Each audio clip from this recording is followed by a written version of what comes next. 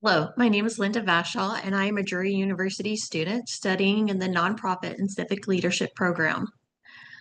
My presentation today is to discuss a serious problem that's in the Springfield, Missouri area, the youth homelessness rate. Recently, um, Drury University and other programs in the area have collaborated to learn more about how youth homelessness affects the Springfield community and surrounding areas. One service that I was interested in, and I was able to interview one of the directors, was at Rare Breed Youth Services. This is a program that's provided in Springfield to youth between the ages of 13 and 24. During my research, and a quote that came up by the founder, Jim Casey, he was the founder of UPS Services, United Postal Services, in 1910, stated, "What is needed is a renewed determination to think creatively, to learn from what has succeeded and what has failed, and perhaps most important, just to foster a sense of common commitment among all those concerned with the welfare of children." Jim came from a family where he was the oldest of four children and his mother was a single mother. He understood the trials and what happens to families in situations that are not ideal. In Springfield, Missouri, we have a large population where a majority of the homeless youth are white, based on the Every Youth Counts campaign that was recently presented, a survey that was recently presented in 2023. Even though the majority are white homeless youth in Springfield, there is a minority in the LGBTQTIA plus community where their numbers have increased in the Springfield area because it has become more prevalent in all of society and not just predominantly the white race in Springfield. One of the issues they found with this survey that they created was that youth weren't deemed homeless unless they were staying more than 1 or 2 nights without any place to sleep that was in a safe area. So some of that looked like couch surfing, where they were technically homeless, but because they were staying with a friend or sleeping on a friend's couch or with an extended family member, they were not considered homeless. But in this scenario, these children indeed did not have a home. Another issue that was brought up in this analysis was hidden homelessness remains one of the greatest challenges in the Springfield area. Hidden homelessness, again, is like youth that are couch surfing or individuals that find or receive one night of shelter, and because they've received one night in a consecutive 30 days, that's not considered homelessness because they had a place to stay that was safe. The federal point in time count is primary source for HUD funding allocations. And this often is underestimated because of this crisis of the hidden homelessness and youth that are couch surfing or again having temporary places to stay that aren't consistent. A few of the gaps that they found from the survey, some of the risk and root causes. One is basic need. So not only do these youth not have a place to stay, but they don't have food to eat, they don't have a place to be clean, and they don't have a way to get their clothes clean. That is where Rare Breed Youth Services comes in. They meet a lot of these basic needs. So the first thing the youth does when they walk through the doors is they receive that immediate care or those basic needs met. Other areas is in the life skills and education. If a homeless kid doesn't have a place to stay and feel safe at night, it's really hard to go to school the next day. Housing is a problem because sometimes these youth come from emotional, physical, or sexual abuse backgrounds where they did have at one time a home, but they decided to leave for their own safety purposes.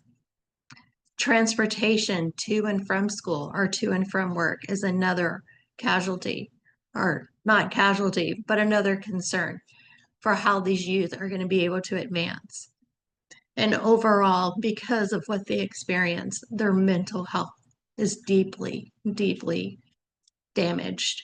And there's a lot of trauma that these youth have to go through and work with to be able to have a healthier outlook on life. One of the things that the survey brought out that was heartbreaking was 70% of these youth report having suicidal thoughts, and over 60% hurt themselves. Another issue is that without a permanent address, clean clothing, or reliable transportation, it's really hard for these youth to find a future, to be able to get a job that will help them pay for a home and utilities, or to be able to go to school to advance their education. And ultimately, they just want a safe place to be.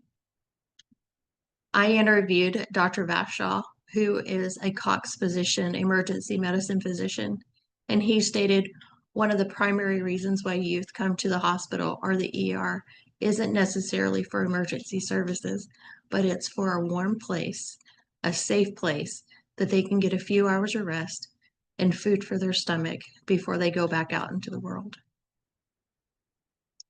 Rare Breed is a wonderful program. Rare Breed Youth Services falls under the umbrella of the Kitchen Incorporation. Rare Breed functions as a drop-in center and case management hub for these youth. That information that is received from the survey, Rare Breed uses to help tailor a program that provides services in all the areas that they found gaps or that youth reported having a need in. Rare Breed helps with transportation. They help with education. They help with mental and physical health services.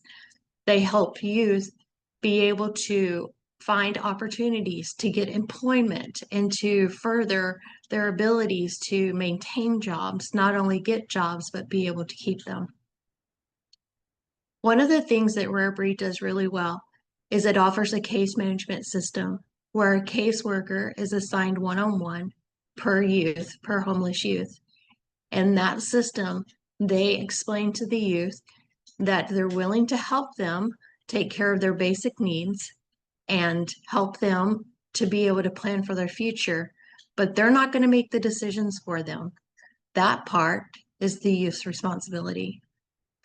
So a typical day at Rare Breed looks like this. Before Rare Breed opens up, there's no telling where these youth are coming from. But eventually they're going to find a way to where they can get to the Rare Breed door services. At 11 a.m. when the doors open, they come in, they attend to whatever immediate need is necessary, whatever basic need, whether it's hunger, whether it's cleanliness, whether it's getting their laundry washed. They're greeted with warmth and kindness and dignity. During the midday, that's the time that they have access to computers. They can apply for jobs, look at housing opportunities. A lot of times it talks about some of these youth are pregnant and they're having to deal with pregnancy. And so they're able to bring their children to a nursery so that they can work on how to better themselves and make choices and make future plans for themselves at the same while their child is being cared for. Afternoon, it's the life skills group. This is education-wise. When a youth is homeless, there's a lot of things, most of their focus is on survival, period. What can they do to get from one place to the next and be able to survive it? And a lot of time is not spent on thinking about the future or the next thing. So in these life skill groups, help them develop talent and skills that are needed to help them look ahead and plan ahead for their future. In the afternoon, they all have a meal together. They sit down, it's hot. Sometimes, if there's not a lot of time, they will take their meal with them on the go. But at the same time, the staff makes sure that they're available for these youth to be able to talk. And then after they close, the main priority is where are they going to stay for the night? Is it going to be a safe place? Are they going to be able to find the things that they need? So the ultimate question here Is Rare Breed Youth Services making a difference in the Springfield area? I believe they are.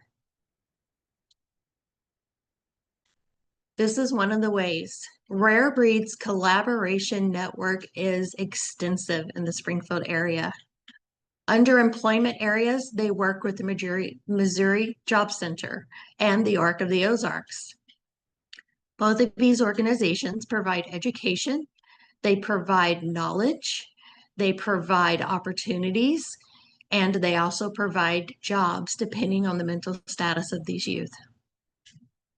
For school and education, the Springfield Public School System has a homeless education program.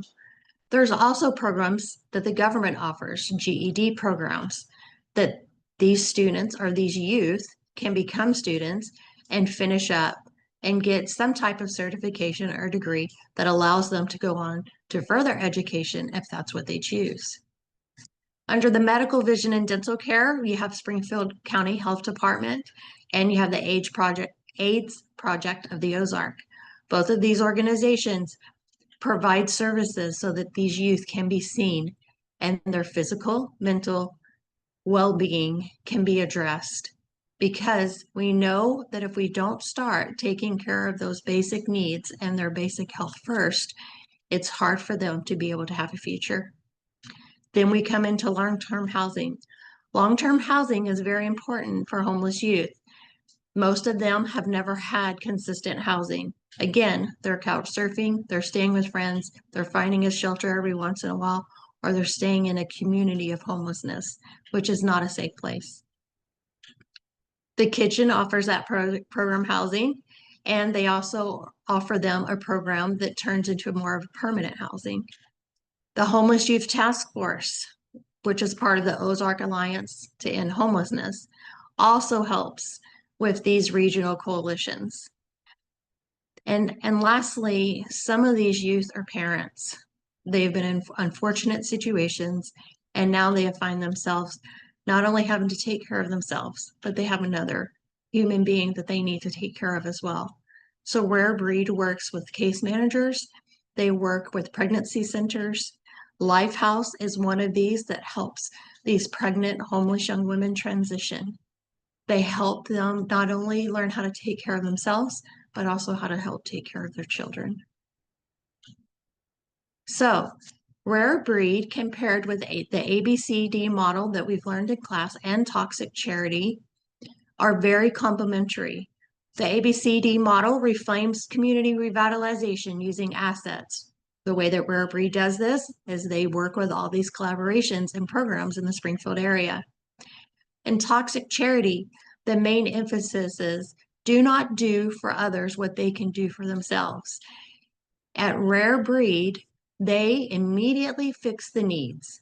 Their needs are met of these youths coming in that are homeless, but Rare Breed insists that these youth take personal responsibility. They participate in the program.